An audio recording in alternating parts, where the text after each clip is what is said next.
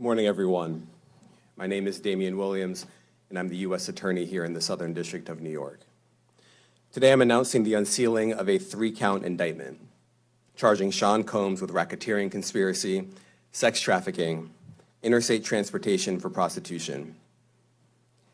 The indictment alleges that between at least 2008 and the present, Combs abused, threatened, and coerced victims to fulfill his sexual desires, protect his reputation, and conceal his conduct.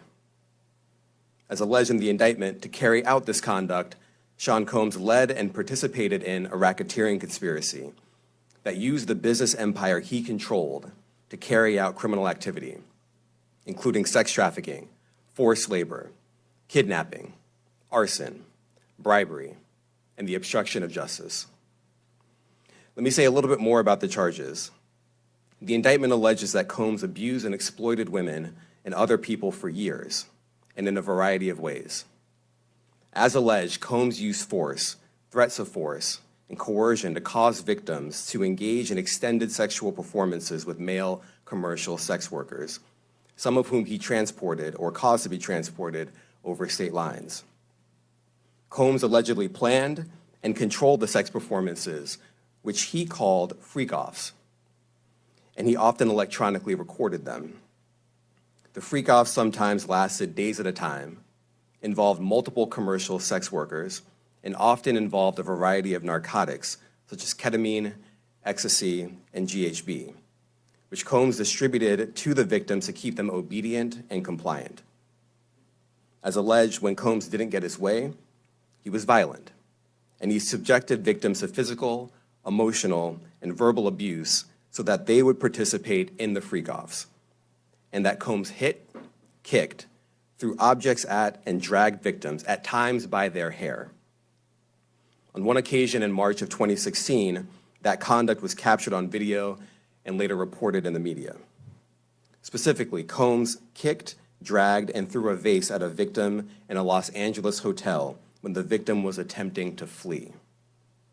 As alleged, these assaults often resulted in injuries to the victims, which took days or weeks to heal.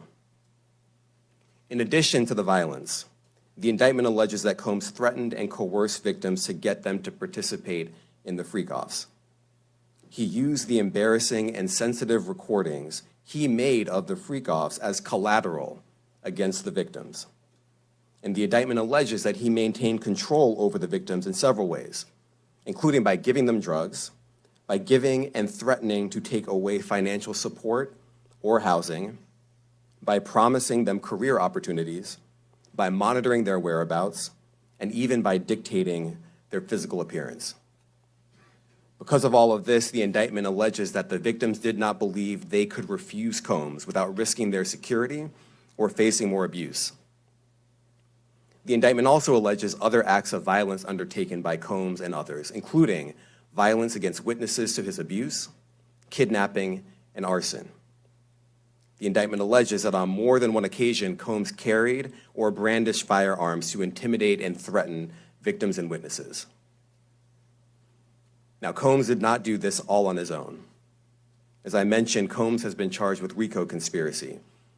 He used his business and employees of that business and other close associates to get his way. Those individuals allegedly included high-ranking supervisors in the business, personal assistants, security staff, and household staff.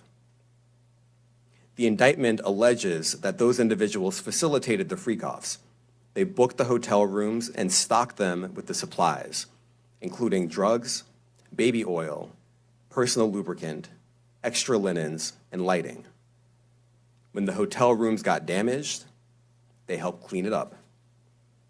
They arranged for victims and commercial sex workers to travel for the freak-offs, and they delivered large quantities of cash to Combs to pay for the commercial sex workers. The indictment also alleges that they helped Combs cover up his crimes. During the March 2016 incident at the LA hotel that I mentioned earlier, a member of the hotel security staff intervened, and Combs attempted to bribe the staff member with a stack of cash to make sure that what happened was kept quiet. And as the indictment alleges, in late 2023, after public allegations were made about Combs' crimes, He and others pressured witnesses and victims to stay silent, including by making phone calls to witnesses and victims and giving them a false narrative of what they had experienced. And as alleged, Combs used others to help conceal his abuse by monitoring and preventing victims from leaving a location in order to hide their injuries, or by locating and contacting a victim who had attempted to flee. As part of this investigation, in March of this year, special agents from HSI executed search warrants at Combs' residences in Miami and Los Angeles. They also executed a warrant for Combs' electronic devices. During those searches, agents seized evidence of the crimes charged in this indictment. They seized firearms and ammunition, including 3 defaced AR-15s and a large capacity drum magazine. They also seized evidence of the freak-offs, electronic devices that contain images and videos of the freak-offs with multiple victims. And they seized cases and cases of the kinds of personal lubricant and baby oil that Combs' staff allegedly used to stock hotel rooms for the freak-offs, more than 1,000 bottles altogether. Here are some of the items that we recovered during the searches.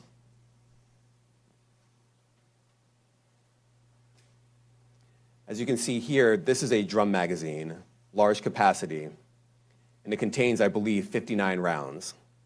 I mentioned as well we recovered 3 AR-15s.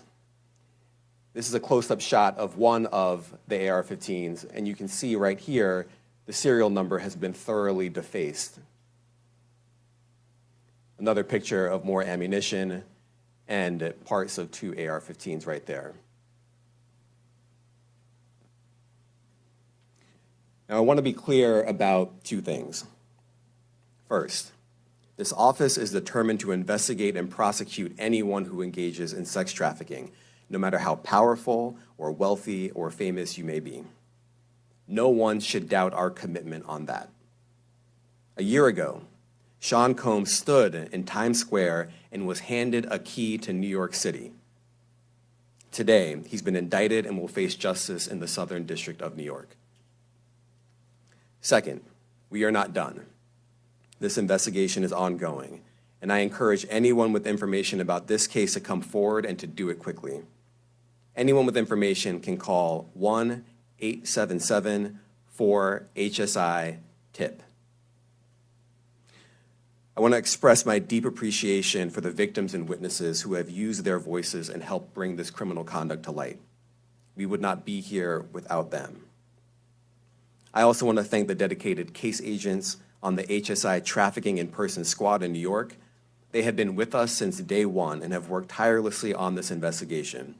They will continue to be invaluable partners to us.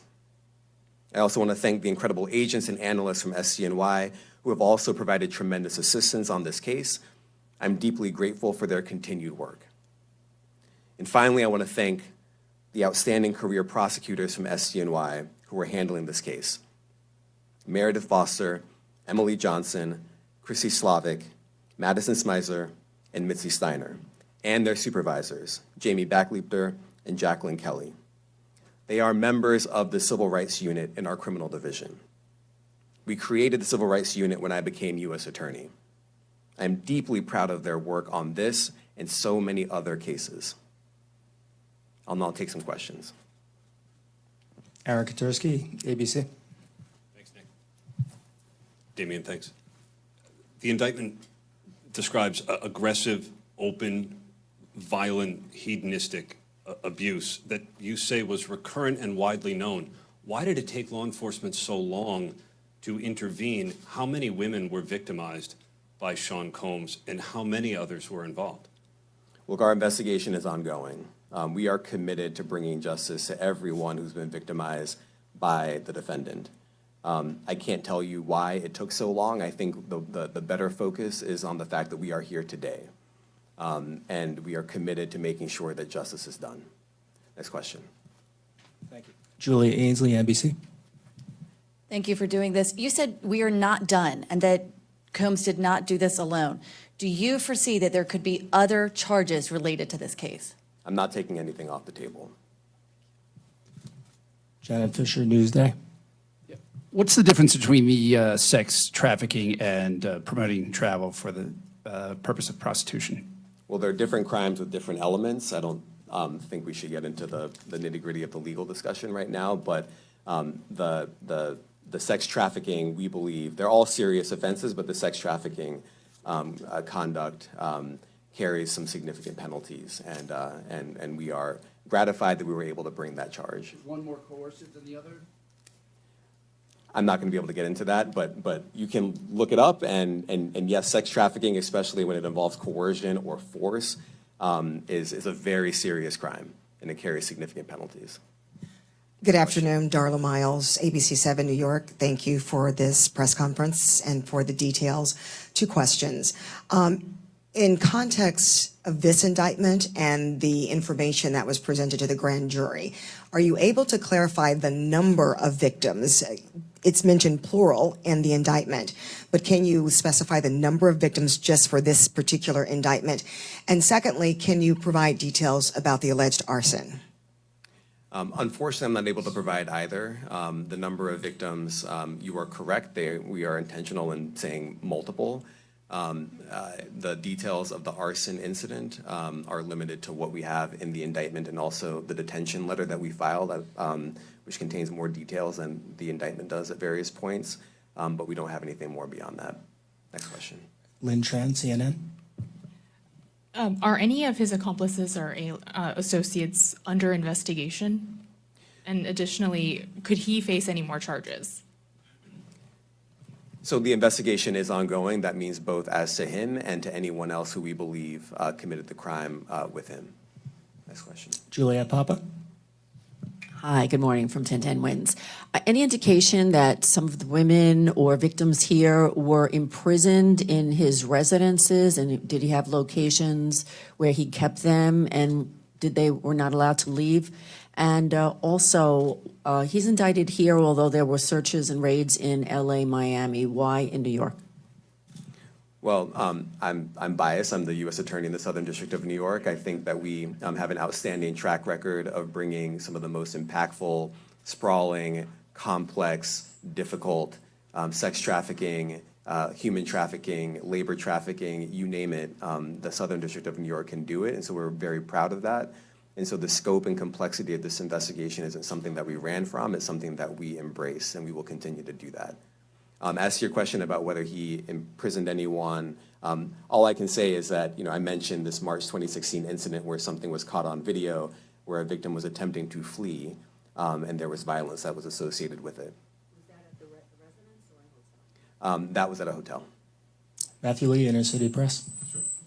Thanks a lot. Does your office intend to seek remand, or are you reaching a bail package? And if you're willing, how would you contrast this with the R. Kelly case in EDNY in terms of the elements? Thanks. So we will be seeking detention. We have filed a letter laying out our reasoning for seeking pretrial detention. I'm not going to be able to expand beyond what's in the letter, but it contains all of the reasoning, and it contains the law as well. There is a presumption of detention in a case like this, and we think that's warranted. John Anise, New York Daily News. Thank you. I was hoping to get some more detail about the searches of his residence, the guns, the cases of lubricant, and the videos. Where were they found amongst his residents? Were they all scattered around the houses in one place? I kind of wanted to just get a better picture of how that stuff was found. Well, look, I think that some of the details that you're seeking are in the detention letter. So, for instance, some of the AR-15s, 2 of the 3 defaced AR-15s were found in his bedroom closet in Miami, broken down into parts along with magazines with ammunition loaded in them. So some of that detail is in the detention letter. Beyond that, I'm not going to be able to get into where other items were stored. Ben Kochman, Post. Hey, thanks for doing this. Your office was the office that had been prosecuting Jeffrey Epstein before he died in custody. I have not read your detention memo yet. It's the first thing I'm going to do after this ends. But does the memo address, or is your office concerned with with Combs' safety in custody, given what happened with Epstein? So we are concerned with anyone's safety whenever they are detained prior to trial. It's part of our obligations to keep people safe as well. It's part of the criminal justice system. So, but I do not draw any sort of connection between Jeffrey Epstein's suicide and what may or may not happen to any other defendant while they are detained pretrial. And of course, the decision whether to detain the defendant will be up to a judge. Our position is that pretrial detention is warranted under the law and based on the facts of this case, and I'll leave it at that. Are some of the prosecutors on this case some of the same prosecutors that had been handling that or that worked on the Maxwell case? So I'm not going to get into the staffing. I will say that this team, this group of AUSAs, this incredible group has been working on this case around the clock, and they've had their hands full. Next question. Gus Rosendale, NBC News. Good morning, sir. Combs' attorney said that his client has been cooperative with investigators. He said that this morning. I was wondering if you would have a reaction to that. Let me just say this. I think that generally with increasing frequency, the word cooperative or cooperating has taken on tremendous elasticity and no longer really bears any relation to what the word means when we use it in a very specific context. So responding to lawful process and the like does not qualify as cooperation when we use that term here. Mike Sisak, AP. Thanks. To that end, was there any discussion of Mr. Combs surrendering? I understand he was taken into custody at a hotel in Manhattan last night, and maybe that wasn't the plan. Can you elaborate on how that came about and why that was? I'm not going to be able to get into any sort of operational details as to how he was taken into custody and when. He is in custody right now. He will be appearing in court later today. Was there any discussion of him surrendering, given they claim he's cooperating? I'm not going to be able to get into law enforcement tactics or operations.